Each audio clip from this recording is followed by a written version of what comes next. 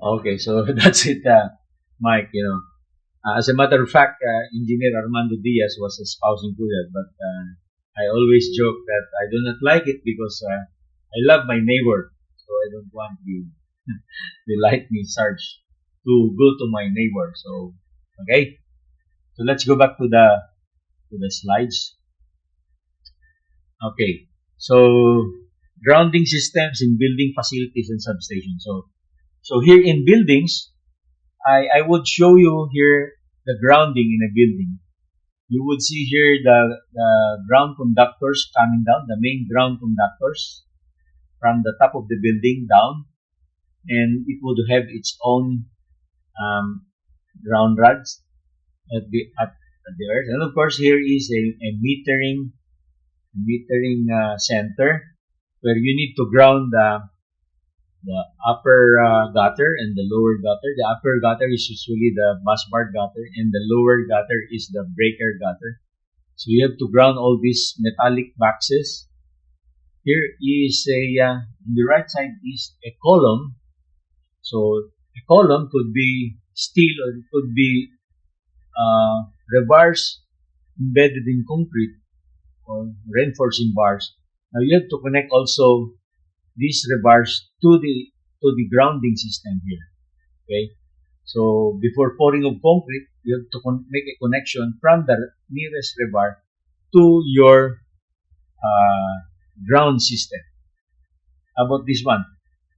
Any riser pipes like conduit pipes, any metallic pipes that is going up the building, as long as there are metallic pipes, they are non-current carrying metallic pipes in the building should be grounded. Remember, our code says all non-current carrying metallic parts of the building should be adequately grounded. Okay. So even here on the far left, this one, this if you have a BI pipe carrying fire water up the building, you have to clamp the building. You have to clamp this pipe and also connect it to ground, because you will never know when lightning strikes the top of the building and it might induce potential, okay, and the BI pipe. Usually the BI pipe is located in the stairwell, and it is also necessary today, based on the fire code and FPA, that you have to extend the this is standpipe. We call it the fire water standpipe. It could be a dry standpipe or a wet standpipe. It should be coming out at the roof deck of the building as required by the NFPA.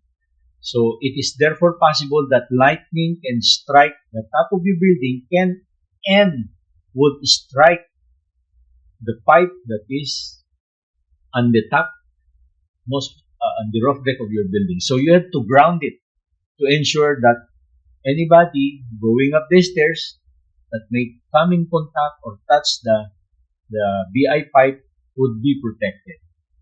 Okay, so that should be the way we protect our building with regards to lightning and also providing the necessary grounding. You will notice here that the ground conductor for the lightning protection is not included in here. It should be separate. Let me go back to that. It's no longer here. I think later we could show it again. So here are just detailed drawings on how to connect the grounding. Like this one, these are details of rebars. So you have to connect your copper cable here and connect it to your ground. And here you have your outlets, metallic outlet box, where you need to connect a clamp, or no, sorry, a screw to connect your ground wire. So here also and here also. So typical details of grounding your system. And here are also typical details for your ground conductors. When you have a ground well, this would be your rod, ground rod about 3 meters long, driven to earth. And here are the conductors. must be at least 2.0 size of wire AWG, bare copper, or 60 mm size AWG, square mm, sorry. And it is just a typical detail for protecting the wire coming off the ground. If you happen to have a concrete floor, so you must provide it with a sleeve pipe. This is the sleeve pipe, and the ground wire will be passing through it. Okay.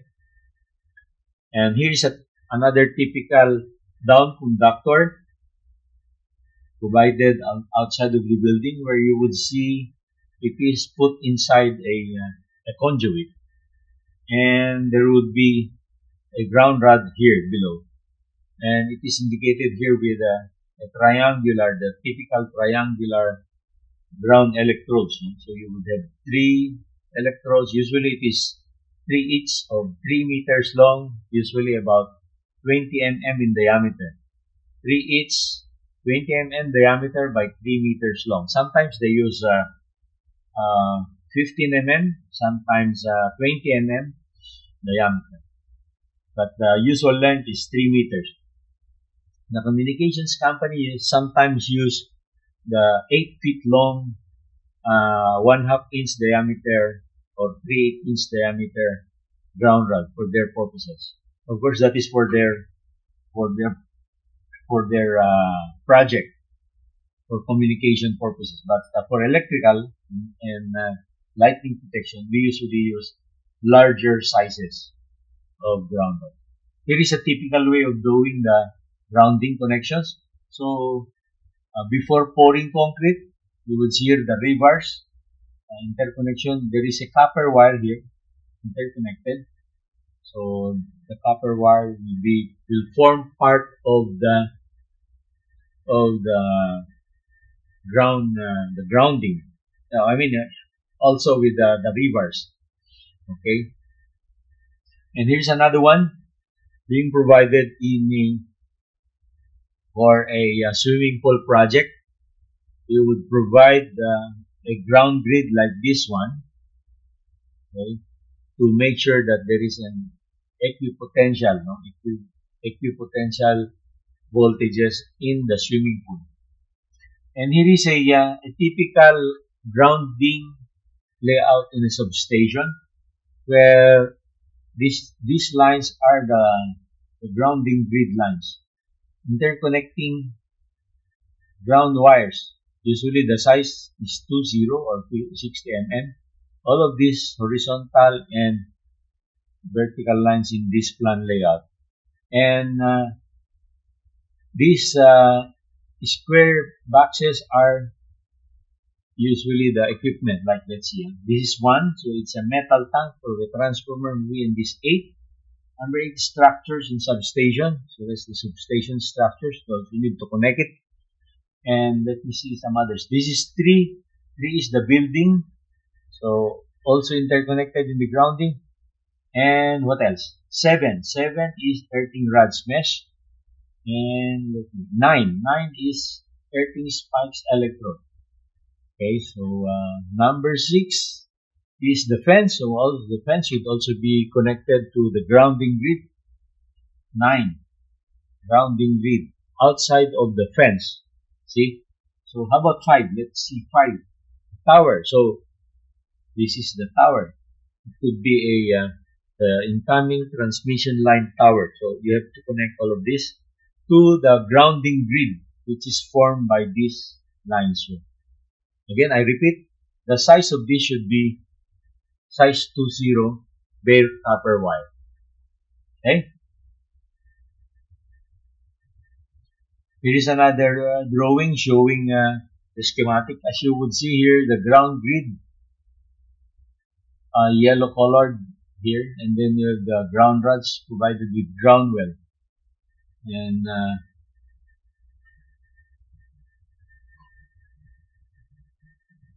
okay, so your grounding system is underneath usually the gravel. It's underneath the ground substation gravel, gravel field. And here it mentions of CAD weld as the standard connections. Of course, we can always use other than CAD-weld, but CAD-weld is the best in bonding the connection of the copper cables. Okay, and here's just a typical sample of the when there is a discharge of lightning to earth, the dissipation of the current would look like this. It's not so clear anyway. So we have here the ground well or the earth pit, okay, and the ground rod symbolized by this. And a typical ground bus connection in your substation maybe or in the plant. So this is a copper bus bar of the size of 2 inch wide by the thickness of 1/4 inch thick, provided with holes already, and you would have ground connections with with cream type connectors, and of course color coded ground connections, yellow and green. And pictures here lower are same. This is also a copper ground bus with ready bolts and nuts ready for connection of your ground rod. And here's another one. This one is already tin plated or silver plated maybe. This one is not plated. This one is plated. Okay, so it's always good to have this plated because less chances of corrosion in the copper. Okay. And this is slide just to show some typical details of your connection. So you can just copy it. If you're doing a design job, just copy the simple details here and enhance it using AutoCAD or CAD and add it to your details. Here's another example of a ground connection inside your panel. Your box, metallic box, should be grounded also. Okay, of course, this is the main ground bus of your panel board. So now we go to typical industrial power distribution systems. So if ever you have a distribution system which is ungrounded, you have to provide grounding transformers.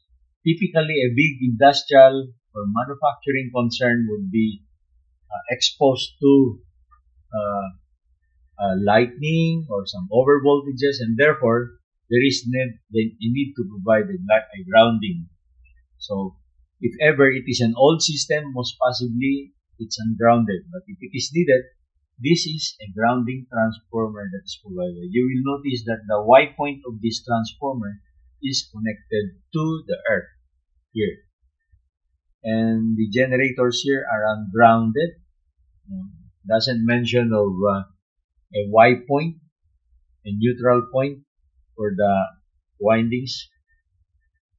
And also transformers here from this main bus going down here are not provided with a Y point, and so downstream. So that's what it means. Power system, grounding system failures, short circuit faults, industrial power system. Failure mode. Line to ground failures is about 98%. 98% of the failure mode. And face to face failure mode is 1.5% or less. And three-phase failure, three-phase faults are less than 0.5%. So most three-phase faults are man-made, and accidents caused by improper operating procedures. Like for example, somebody made a mistake in the switching, no? So that's one, or during maintenance. So that's what it means. So most cases of faults therefore are line to ground, 98%. Backgrounder. Grounding and shielding electrical distribution systems are of key importance to electrical practitioners. Understanding the basic operations between grounded and ungrounded electrical systems is necessary for matching the appropriate grounding arrangement to the desired electrical system performance. The purpose of grounding an electrical distribution system is to limit the voltage imposed by lightning, switching surges, line surges, or any unintentional contact with which higher voltage lines that will stabilize the voltage to earth during normal operations. Disadvantage of ungrounded system. The disadvantage of an ungrounded system is that a first phase to ground fault condition can be difficult to find. The voltage to ground in an ungrounded system is 0 volt, in theory, because there is no ground connection from any system conductor. However, there is a distributed leakage capacitance present through such systems. Phase to ground voltage levels can appear during voltage testing and are usually the result of capacitance coupling effects from the system circuits. But when is an ungrounded or floating system mandatory? If a ground fault occurs in an ungrounded system, shutdown is not necessary. This is also the reason why floating systems are mandatory in life support systems in hospitals, e.g., in intensive care units, operating rooms, delivery rooms, and emergency room. In the event of a ground fault, the supply to life support equipment is maintained. The ungrounded system is in general perfectly suitable for all applications in which shutdowns are unwanted, would have serious consequences. In the process industry, in data centers, in automation, etc. Here. So if your system is ungrounded, like in this, you have a delta primary transformer and a delta secondary transformer. So meaning to say, the phase A, B, and C do not show any grounding provisions. So therefore, if that is the case, then you have the system capacitance, because alternating current affects, there is a capacitance of the lines to the earth. And therefore, this capacitance of the line will allow the flow of current from the lines to the earth and going back to the lines like this one. That is the real situation in an ungrounded system. So what is an ungrounded system? An ungrounded electrical system, which is also known as floating system, has no direct connection, solid grounding connection, or direct connection, or low or high resistance reactance grounding connection to the earth. Usually, the system has no balanced neutral point, or a start point, or a center point, which is the Y point of the Y-connected windings of alternators, or transformers, or group of loads. Okay. So, this is an ungrounded system, a delta connected system that has no connection to ground, to earth, and a Y system that has no connection to earth. And here is the real score. So even if you do not have a grounding, there is still this path of ground current.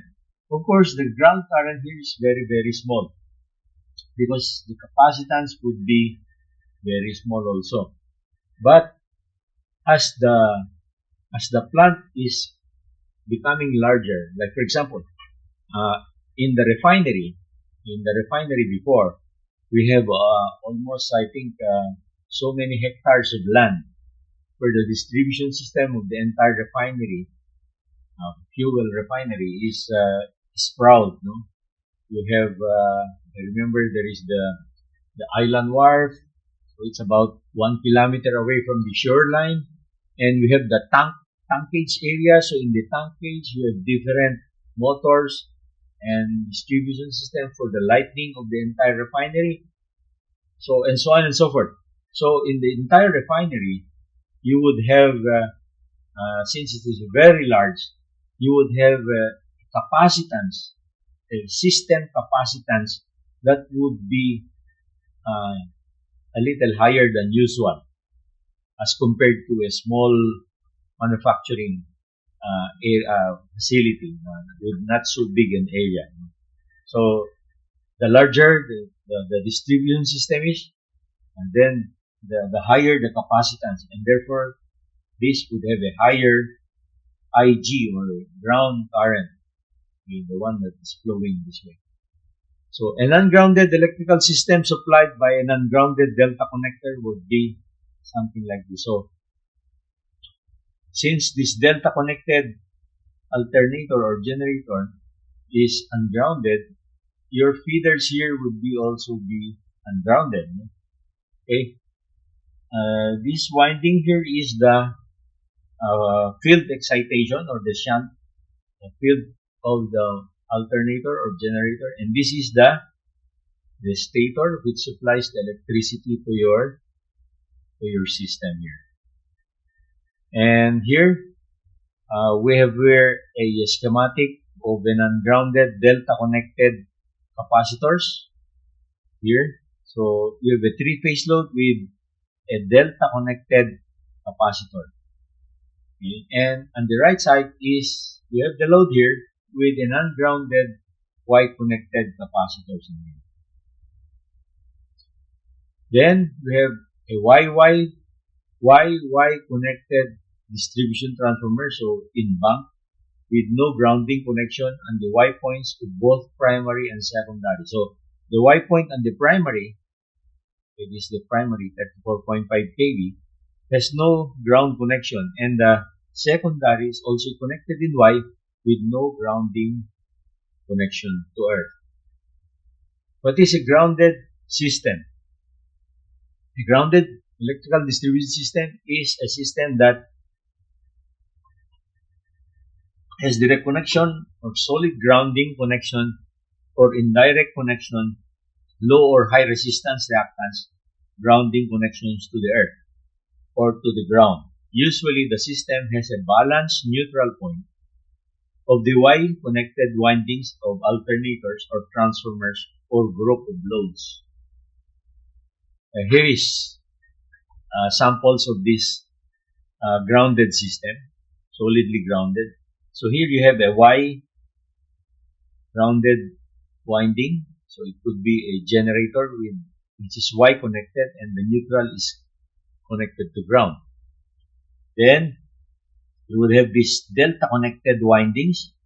It could be a transformer, secondary of a transformer, or it could be the windings for a generator with the center tap connected to ground.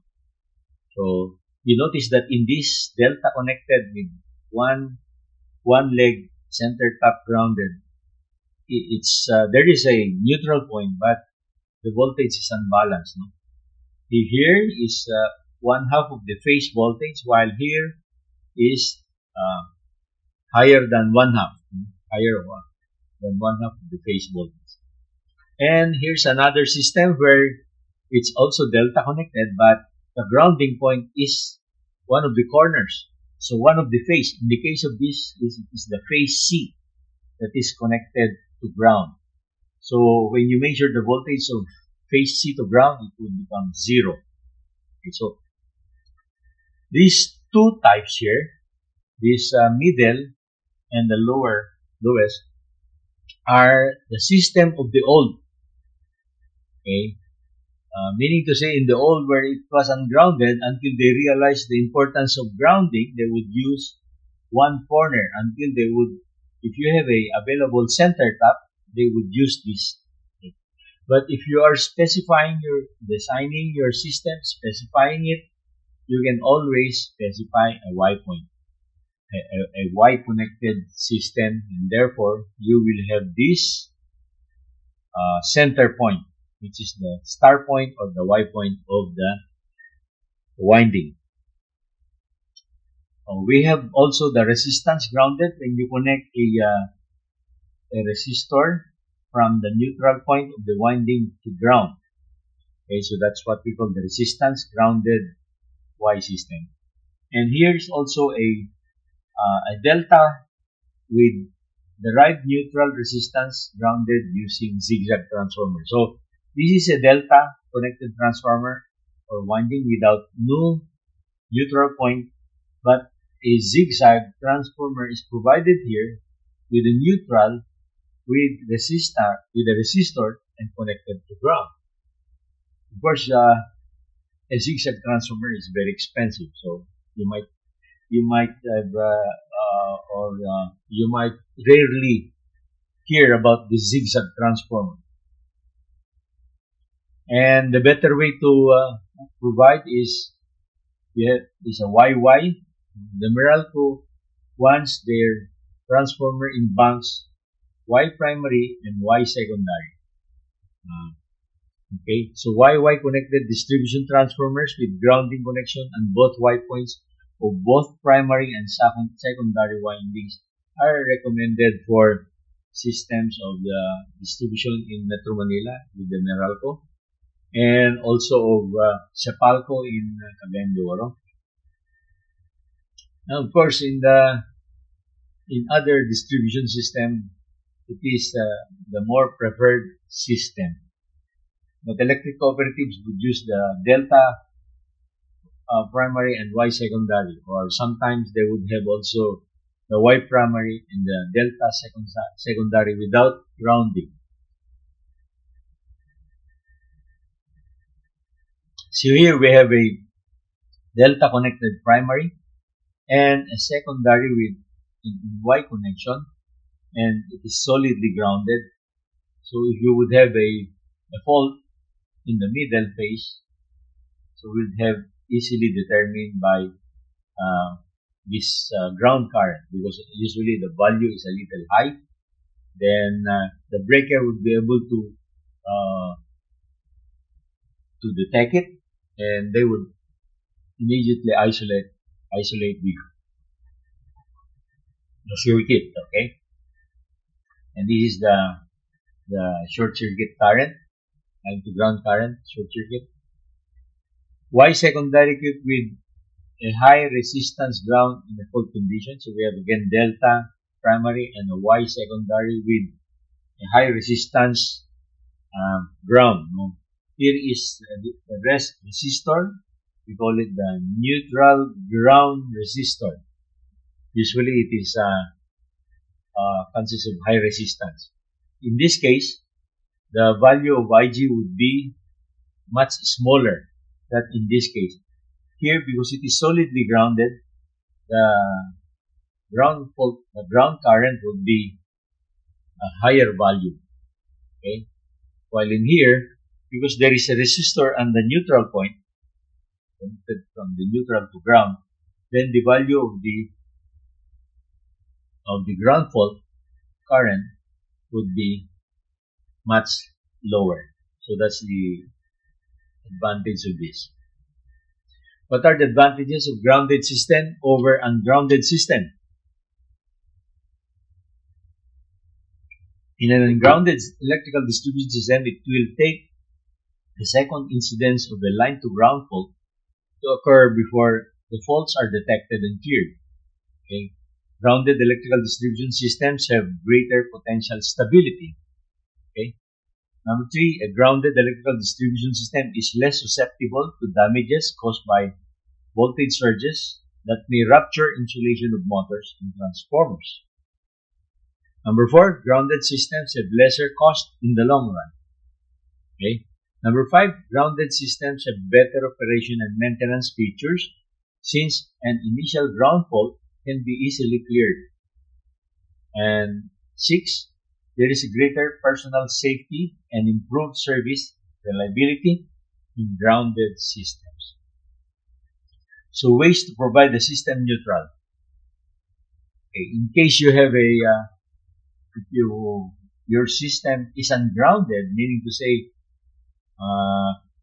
you have an existing system which is ungrounded, then these are the ways. One is to provide a zigzag transformer. But like I said earlier, this zigzag transformer is much more expensive, or it's a more expensive alternative. Here is a cheaper way, which I just sketched it in my letterhead. A neutral point can be made by connecting three single-phase distribution transformers as shown to create a Y point.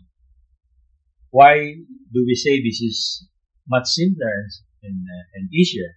Well, here we are just using three single-phase distribution transformers. Like for example, you could use 3 units of 10 kVA or 3 units of 5 kVA transformers. No? Let's say 7620 primary and single bushing down to 220 volts.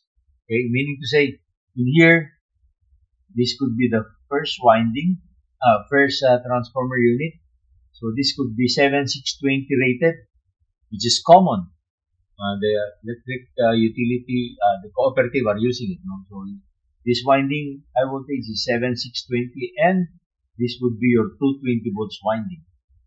And then this would be the second transformer, 7620, and this would be the 220 volts corresponding winding for the transformer. And this would be the third transformer, 7620, and this would be its corresponding secondary. Now you connect the delta of your, this is your supply, by the way. This is the Y and the delta. So your delta is ungrounded. So you have to connect here your distribution transformer. Here is your primary connected in Y. And this is the corresponding 220. This one also. And the corresponding there. And this one in the corresponding winding. You will have to connect that secondary portion in delta. Either you would need it to supply a load or not, but with the Y point connected to ground, you will be able to provide a Y point for your delta connected power supply. So the grounding transformer capacity is 10% of the capacity of this. So say for example, this transformer is 1000 kVA. Assuming this is 3 units of 333. So 333 kVA, or that would be 1 MVA or 1000 kVA. Therefore, the minimum grounding should be at least 100 kVA. So to have 100 kVA, you can use 3 units of 37.5 kV. And this one is 37.5 kVA, 37.5 kVA, and this one 37.5 kVA. Y primary connected 7620 and secondary is in delta. Okay. So here is another schematic showing it. So you would have a delta primary and a Y secondary. Okay. Or sorry, a Y primary and a delta secondary. So this is the low voltage portion and this is the high voltage portion connected to your distribution system. Okay, the neutral of the grounding transformer must be solidly connected to earth, this point, this portion, this arrow here. Okay, the secondary windings of the grounding transformer can be connected as shown in closed delta to have a solidly grounded neutral. But if you want to have a grounded resistance grounded neutral instead of solidly grounded, you could open the delta, meaning to say you do not close the delta, but you connect a resistor to the open delta. This is the resistor, which will allow you therefore to have a resistance grounded system. Okay, whatever is the value of this resistor will give you the resistance, the neutral resistance of the system. Okay, you can also provide a center tap connection to ground, like in this case, if you have a single phase circuit that is ungrounded. Simplest way to create system neutral. Well, given you already this one. The use of 3 single-phase distribution transformers as grounding transformer is the simplest way to create system neutral due to the following. Distribution transformers are aplenty, being used by electric cooperatives commonly, hence cheaper than the zigzag transformer. The secondary windings of the grounding transformer may be used to supply a specific 3-phase load.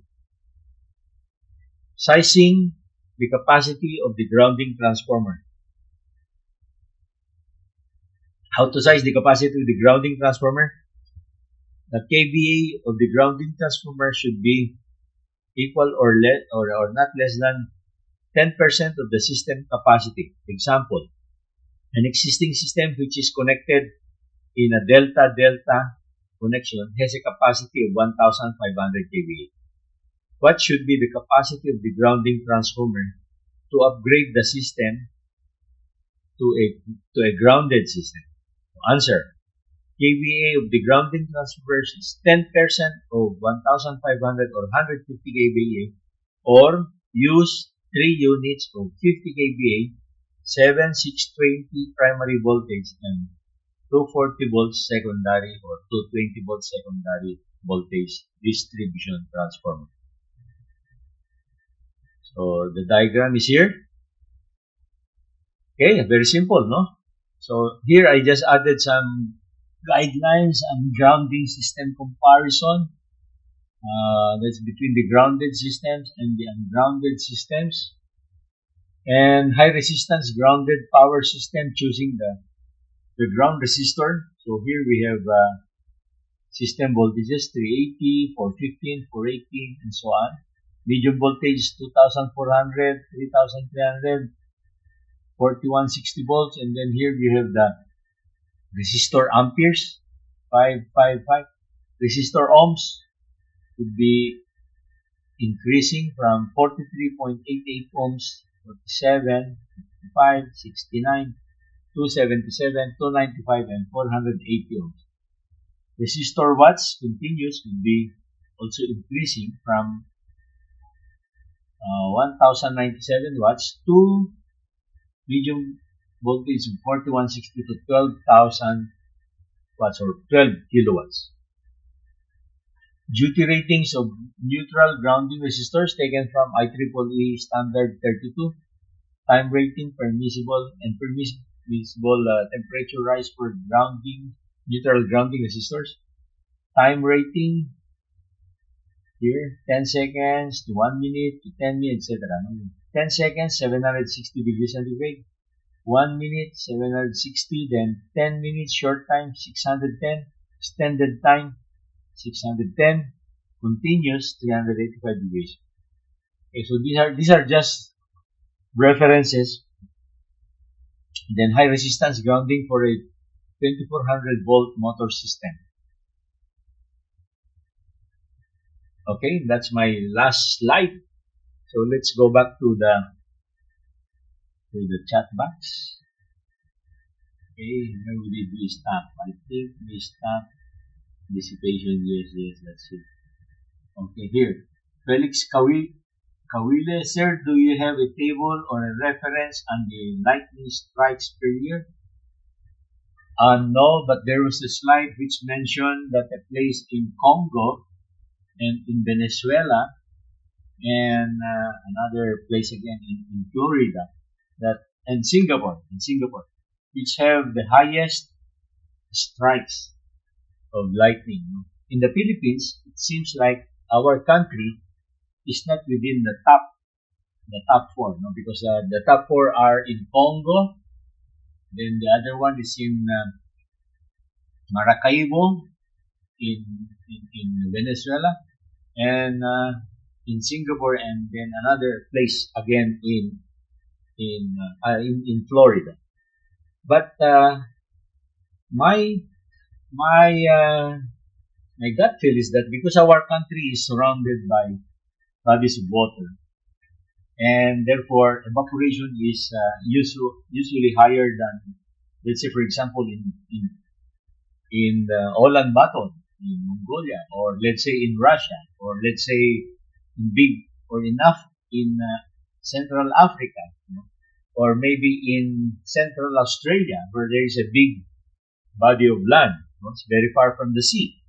So therefore, when you have higher evaporation, chances are there will be more clouds. If there will be more clouds, therefore, then chances for having rains and thunderstorms, and the production of clouding would be more frequent. And I think that's the reason why in Singapore they would have also a higher frequency of lightning, because Singapore is a small city but very close with with bodies of water, and they have so many tall buildings in there. Maybe that's the reason why.